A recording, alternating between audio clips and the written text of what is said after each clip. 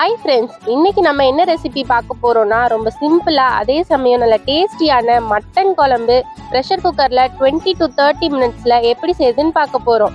வாங்க செய்ய ஆரம்பிக்கலாம்.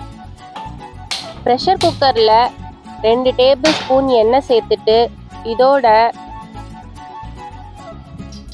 ஒரு பிரியாணி இலை, 1/2 டீஸ்பூன் சோம்பு, 2 ஏலக்காய், 2 கிராம்பு, கொஞ்சமாக கல்பாசி, ஒரு நட்சத்திர சோம்பு, ஒரு பட்டை எல்லாம் சேர்த்து எண்ணெயில் நல்லா பொரியட்டும். இதோட 1 கப் அளவு சின்ன வெங்காயம் சேர்த்து நல்லா வதக்கி விட்டுடலாம். மட்டன் குழம்புக்கு எப்பயுமே சின்ன வெங்காயம் யூஸ் பண்ணுங்க, டேஸ்ட் சூப்பராக இருக்கும்.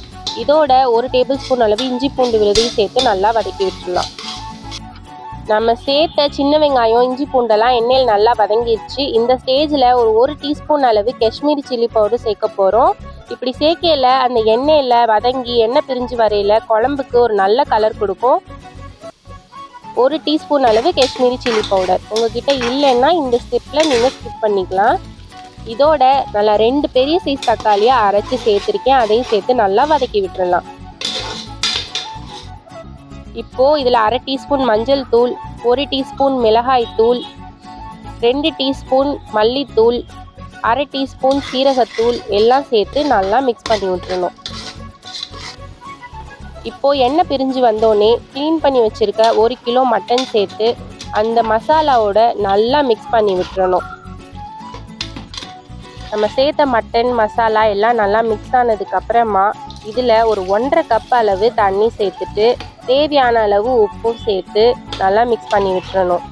நீங்கள் எடுத்திருக்க மட்டனை பொறுத்து நீங்கள் விசில் அட்ஜஸ்ட் பண்ணிக்கலாம்.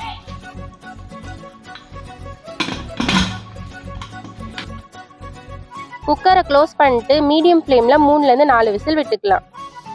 இப்போது ஒரு மிக்சி ஜாரில் ஒரு கைப்பிடி அளவு தேங்காய், 2 டேபிள் ஸ்பூன் அளவு பொட்டுக்கடலை, கொஞ்சமாக தண்ணி சேர்த்து நல்லா பேஸ்ட்டை அரைச்சி எடுத்துக்க போகிறோம். மட்டன் குழம்பு வெந்து விசில் வரையில் வீடே கமகமன் மணக்குது. ப்ரெஷர் அடங்கிருச்சு. இதில் ஏற்கனவே நம்ம அரைச்சி வச்சிருக்க தேங்காய் பொட்டுக்கடலை பேஸ்ட்டு சேர்த்து நல்லா கொதிக்க விட்டுடலாம்.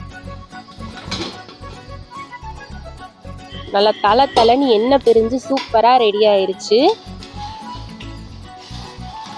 இந்த ஸ்டேஜில் உங்களுக்கு தண்ணி வேணும்னா நீங்கள் எக்ஸ்ட்ராவாக சேர்த்து அட்ஜஸ்ட் பண்ணிக்கலாம். தேங்காய் பொட்டுக்கடலை பேஸ்ட்டு அதோட கொஞ்சம் தண்ணியும் சேர்த்து நல்லா கலந்துட்டு இதோட ஒரு 1/2 டீஸ்பூன் அளவு கரம் மசாலாவும் சேர்த்து நல்லா மிக்ஸ் பண்ணி விட்டுறணும். எப்பயுமே கரம் மசாலா லாஸ்ட்டாக சேர்த்துக்கோங்க, அப்போ தான் அது ஃப்ளேவர் டேஸ்ட்டு சூப்பராக இருக்கும். அவ்வளோதாங்க, மணக்க கம்மன்னு நம்மளோட மட்டன் குழம்பு ரெடி ஆயிடுச்சு. பார்க்கையிலே சாப்பிடணுன்னு ரொம்ப டெம்டிங் ஆகுதுல்ல, அந்த அளவுக்கு சூப்பராக இருக்கும்.